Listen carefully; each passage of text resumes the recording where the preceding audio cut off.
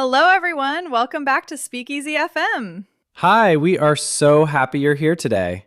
I'm Stacy. And I'm Ian, and on this channel, we help you practice real, everyday English.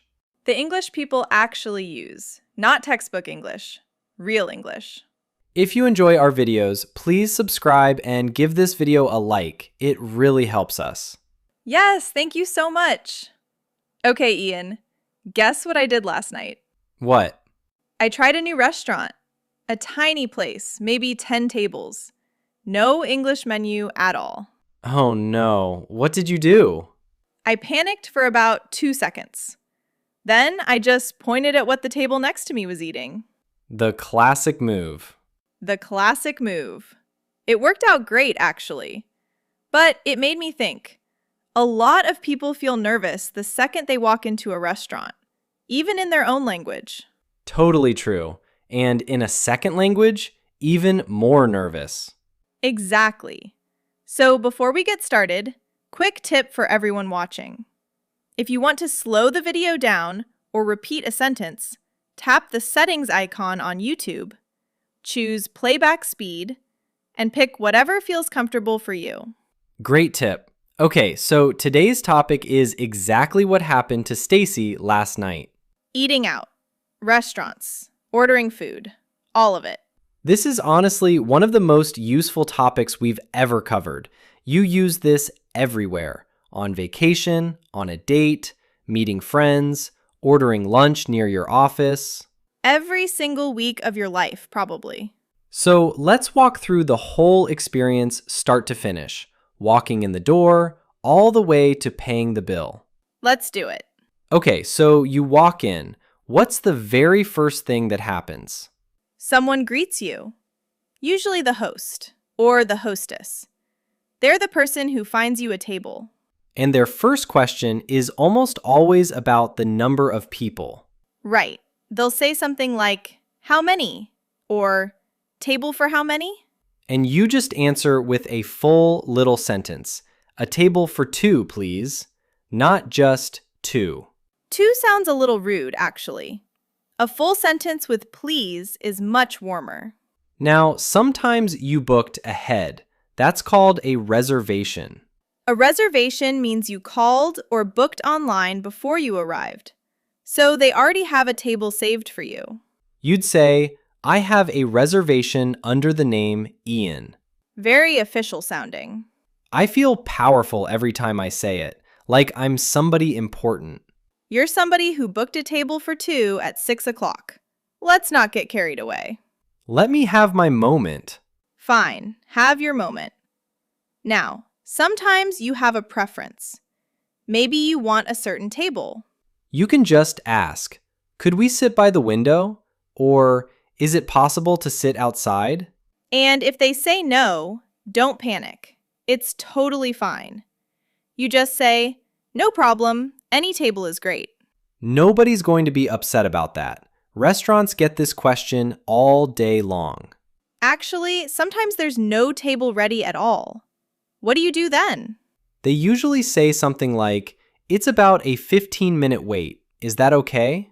And you can say yes. Or you can ask, do you take names for a wait list? A wait list is basically a list of names waiting for the next open table. They call your name when it's ready. Or sometimes they give you one of those little buzzers. Oh, I love those buzzers. It's like winning a tiny game show when it finally lights up. You get way too excited about that thing. I do. Dinner starts before dinner even starts. Okay, so you're seated. Someone brings you menus. That person is your server. Server, waiter, waitress, all fine words. Server works for anyone. And almost immediately, they'll ask about drinks. Can I get you something to drink? Or what can I get you to drink? If you just want water, that's easy. Just water for now, please. And a lot of places will ask, still or sparkling? Still means normal water. Sparkling means it has bubbles. I always forget and order sparkling by accident, and then I'm shocked when it's fizzy. How do you forget that every single time? I get distracted reading the menu. My brain just says water, and my mouth says sparkling. Your brain and your mouth need to have a meeting. They're working on their communication. Anyway, if you know your drink already, you just say, "I'll have a lemonade, please," or "I'd like an iced tea." I'll have or I'd like. Both very natural, very polite. You could technically say "I want," but it sounds a little blunt in a restaurant. Save I want for ordering from your couch at 11 p.m. Exactly the right time for it. Okay, now the big moment. Ordering the actual food. Sometimes the menu is huge and you need a minute. That's completely fine. You just say, "Could we have a few more minutes, please?" A few more minutes is a lifesaver phrase. Use it whenever you need it. Nobody will rush you. When you're finally ready, you just close the menu or make eye contact or say, "We're ready to order." Then you order with, "I'll have the," plus whatever you're pointing at. "I'll have the grilled chicken, please." Simple as that. Now, sometimes they'll ask a follow-up question, like for a burger, "How would you like that cooked?" You'd answer with something like medium or well done. Or for sides, "What would you like with that, fries or salad?" And you just say, "Fries, please," and move on with your life.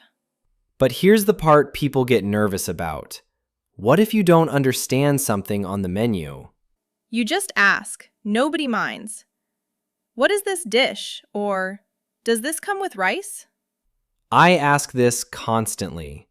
Menus love using fancy words for very normal food. True. Some restaurant somewhere is calling regular potatoes hand-selected earth apples right now. 100%. And if you're not sure what to get, you can always ask, "What do you recommend?" That's one of my favorite questions to ask. It puts the decision on someone else for once. You love making other people decide. I really do. Decision fatigue is real, Ian. Now, if you have an allergy or you don't eat certain things, it's really important to say it clearly. "I have a peanut allergy," or "Does this contain dairy?" Never guess with allergies. Always ask directly. Servers deal with this question all day. It's totally normal. And if something is described as spicy and you're not sure you can handle it, just ask, "Is this very spicy?" or "Can you make it mild?" I learned that one the hard way. Oh, this is a story. Tell the story. Okay, so a few years ago, I went to this amazing looking noodle place. The menu just said spicy noodles. Simple enough. I thought, how bad can it be? I like spicy food. I ordered it with total confidence. A fatal mistake. A fatal mistake. The first bite was fine. The second bite, my whole face turned red. By the fourth bite, I couldn't feel my lips. Your lips? My lips, Ian! I drank an entire pitcher of water. The server actually came over to check on me. What did she say?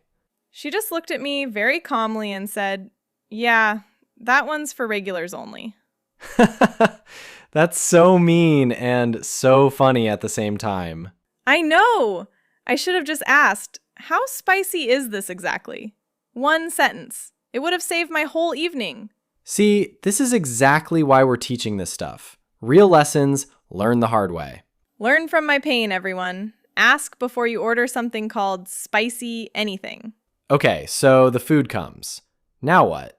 Sometimes you need something extra during the meal. You get the server's attention with a soft, "Excuse me," not shouting across the room. Please, never shout across the room. Then you ask for whatever you need. "Could we get some more water, please?" Or, "Can I have another fork? I dropped mine." You drop a lot of forks. It's a skill. Or maybe you need a condiment. "Could we get some ketchup?" Or, "Do you have any hot sauce?" And if the food is really good, tell them, "This is delicious, thank you." Makes everyone's day. The server, and honestly, you too. I love giving compliments to food. It feels good to say out loud. It really does. Small moment, but it matters. Now, sometimes there's a small problem. Maybe the wrong dish shows up. You stay calm, you stay polite, and you just explain it clearly. "Excuse me, I think this isn't what I ordered. I ordered the salmon." Nice and simple. No drama needed. Or maybe the food is cold. Excuse me, this came out a little cold. Could you warm it up, please? Notice we're not saying this is terrible or getting upset. Just calm, clear, and polite. Servers want to fix it. They're not offended by a polite request. I once got the wrong drink 3 times in a row at the same restaurant. 3 times? 3 times. I ordered iced tea. First time, lemonade. Second time, more lemonade. Third time, a mysterious purple drink nobody could identify. What did you do? By the third one, I just accepted my fate and drank the purple mystery drink. Ian? It was actually really good, so honestly, no complaints in the end. You are way too relaxed about food emergencies. Life gives you a mystery drink sometimes. You just have to drink it. Okay, meal's done. What happens next? The server usually comes and asks something like, "Can I get you anything else? Any dessert?" If you're finished, you just say, "No, thank you, just the check, please." Check and bill mean the exact same thing. They might ask, "Together or separate?" That means one bill for the whole table or a different bill for each person. With friends, I almost always say together, and then we figure out the math later. Very badly, usually. We're all doing mental math with food-stained napkins. It's chaos every time. Total chaos. Someone always says, "I'll get the tip," and then forgets. That's always me, actually. I know it's you. Once you have the check, you might ask, "Do you take card?" These days, almost everywhere does, but it's still good to ask. And when you're done, a simple, "Thank you, have a great night," is the perfect way to leave. Warm, simple, done. That's the whole journey. Table, drinks, food, a small drama or two, and out the door. It really is like a story with a beginning, middle, and end. Every meal is basically a tiny adventure. Some tinier than others. Some involve purple mystery drinks. Some involve numb lips. We've both suffered for this lesson, honestly. Can we talk about something for a second? Fancy restaurants terrify me. Oh, completely agree. The fancier the restaurant, the more forks appear on the table, and I have no idea what any of them are for. There's like 5 forks sometimes. Why does one meal need 5 forks? Nobody knows. I just watch what other people are doing and copy them. It's my entire fine dining strategy. Same. I once used the dessert spoon for my soup and just prayed nobody noticed. Did anyone notice? My aunt noticed.